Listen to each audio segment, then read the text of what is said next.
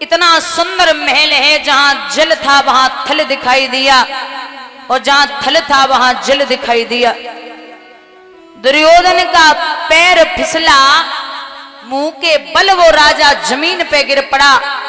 तो द्रौपदी अटे पे खड़ी थी, मुस्कुरा के बोली, अरे दुर्योधन जी, हमें तो पता है कि अंधे के अंधे ही पैदा होते।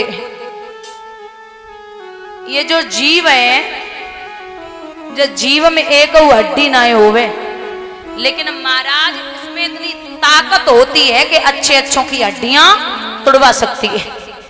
बहुत खतरनाक इंद्रिय है रसना। आप ये समझिए कि पूरे महाभारत में भगवान ने राजनीति के अलावा कोई दूसरा काम नहीं किया, पूरे महाभारत में। और आप शरीर से कितने भी सुंदर हों, कितने भी अच्छे हों, लेकिन अगर बोलने की तमीज नहीं है, आप बोल नहीं सकते अच्छा, तो आप किसी काम के नहीं हैं। सकल से भले ही आदमी कुरूप हो, लेकिन अगर प्रेम से बोला जाए, प्रेम से बिठाया जाए, प्रेम से बात की जाए, तो आपकी सकल सूरत मायने नहीं रखती। क्योंकि धन और बल पता नहीं कब किधर से निकल जाए। रावण ने कही न जग में मोह समान, कुंभकर्ण भैया और मैं बड़ो बलवान, 10 शीश 20 भुजा बल को न परवान, मेघनाथ बेटा लाओ इंद्र के पकड़ कान, काऊ को रहो ना अभिमान, और तुमसे और हजारों ये बड़े बड़े बलवान। जिन कितने हरे पात पीरे है गए, जिन कितने घमंडी ढीले है गए, जिन कितने के टीले है गए। कभी भी ये धन और बल नहीं रहा।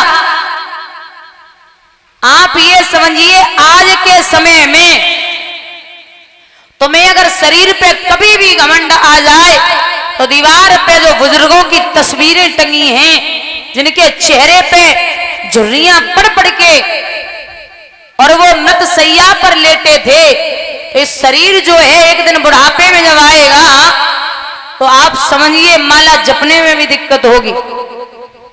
आप भगवान का नाम भी नहीं ले पाएंगे। और ये कौरव और पांडव सगे परिवार के थे, लेकिन परिवार को जीने नहीं दिया। और मैं हमेशा लोगों से कहती हूं कि आप जीवन में कुछ भी करना, लेकिन परिवार से अलग मत होना।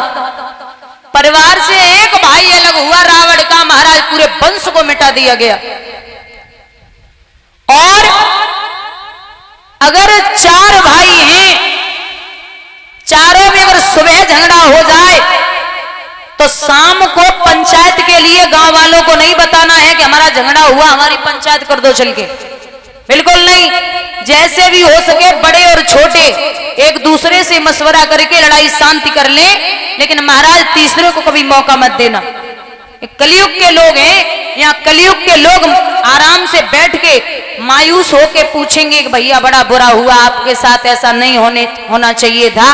लेकिन जैसे ही दूसरे के पास जाएंगे तो हंस हंस के बताएंगे बहुत बढ़िया हुआ, परिवार बिखरेगा। तो मैं कहती हूं कि झाड़ू जब तक आप बंधी रखोगे, तब तक वो पूरे परिवार को, जैसे पूरे घर को साफ करेगी, और अगर उसे खोल दो तो वो किसी काम की नहीं है।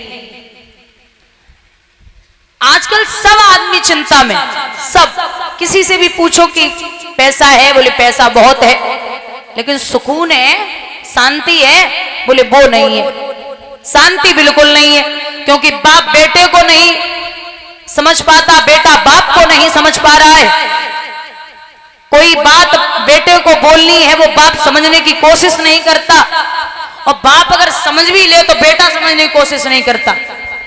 एक टाइम वो था जब 2 बेटे आपस में बात कर रहे हो, खेल रहे हो, बचपना होता बच्चों का, और बाप से कुछ पूछ ले तो बाप एक बार नहीं, अगर बच्चा 10 बार पूछ ले तो बाप 10 बार प्यार से ही जवाब देगा, हाँ लाला ऐसी बात है।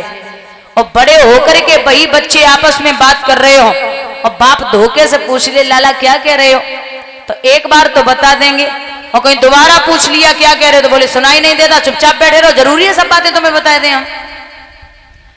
बाप वो है जब मां अपने बेटे को लेगी तो कहां बिठाती है?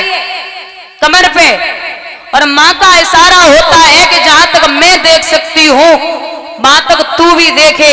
और जब बाप उठाएगा अपनी औलाद को तो कहां बिठाता है? कंधे पे। और बाप का इशारा होता है कि जहां तक मैं नहीं देख सकता वहां तक तू देखे। बोलिए गोविंद भगवान की। ये परिवार है, क्योंकि आज के आदमी के घर में ड्रेसिंग टेबल का सेट है, सोफा सेट है, डाइनिंग टेबल का सेट है, लेकिन आदमी का दिमाग अपसेट है। वो सुखी नहीं है, बहुत दुखी है। परिवार को ही नहीं संभाल पा रहे। एक समय था माताओं, जब 4 बेटों के मां पाल रही थी। जब छोटे होते बच्चे तो मां का हाथ पकड़ के कहते कि मां मेरी है, मां मेरी है, मां मेरी है।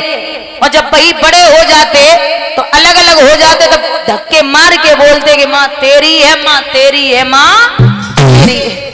अब कोई नहीं रखना चाहता। वो बच्चे बड़े होकर के मां को नहीं पाल पाते। इसलिए इतना याद रखिए कि जब तक जबान आपकी अच्छी नहीं है, किसी भी चीज की कीमत मायने नहीं रखती, उसका कृत्य मायने रखता है। और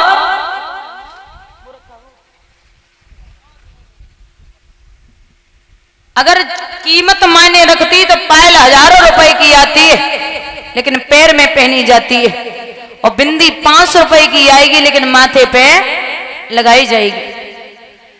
आप कुछ बुरा करके देख लेना, किसी आदमी पे आप 100 एहसान कर दो, 100, और एक गलत काम आप पे धोखे से हो जाए तो वो 100 एहसानों को कलयुग का आदमी बहुत जल्दी भूलता है। ये निश्चित है। आप उसके ऊपर 100 एहसान कर दो और एक चीज के लिए मना कर देना, पता चल जाएगा उसकी औकात क्या थी। तो बुराई जो होती है ना वो बहुत जल्दी फैलती है, और अच्छाई एक कोस नहीं पहुंच पाती। क्योंकि दूध बेचने वाला घर घर जाता, लोग पूछते भैया दूध में पानी तो नहीं मिलाया? बोलते नहीं मिलाया। लेकिन शराब बेचने वाला कभी घर घर नहीं जाता, लोग ठेके ही में बैठ के पिए तो पानी मिलाए के और पियता।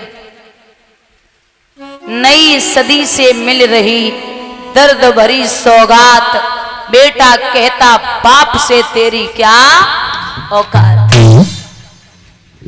पानी आंखों का मरा, मरी शर्म और लाज, कहे बहू और सास से घर में मेरा राज। हालत खराब है माँ बाप की, परेशान है कलयुग में, और वो दुख किसी को बता भी नहीं सकते। और कभी भी आप देख लेना, कहीं भी नोट कर लेना, अगर बेटा पी के थोड़ा सा पी ले और माँ बाप को गालियां दे, और गालियां देने के बाद मारपीट भी कर दे, और कोई आदमी सज्जन हो पुलिस को फोन कर दे कि इसको उठा लो, तो पुलिस अगर घर पहुंच जाए, वो पिटी हुई माँ पुलिस के ही हाथ पकड़ के बोलेगी नहीं साहब इसे मत ले जाओ, बेचारा मेरा अकेला ही है, इसे छोड़ दो। वो माँ बाप हैं जो खुद से ज्यादा अपनी औलाद को प्रेम करते हैं। इसलिए जीवन में कुछ भी करना, लेकिन माँ बाप की आंखों से अगर आंसू आ गए तो पूरा धर्म, पूरा व्यापार, पूरा पैसा आपका व्यर्थ है। लिखते विद्वान कि जीव में रस रखिए। अरे जीव है रहती मुख के अंदर और फिर भी बड़ी मक्कार,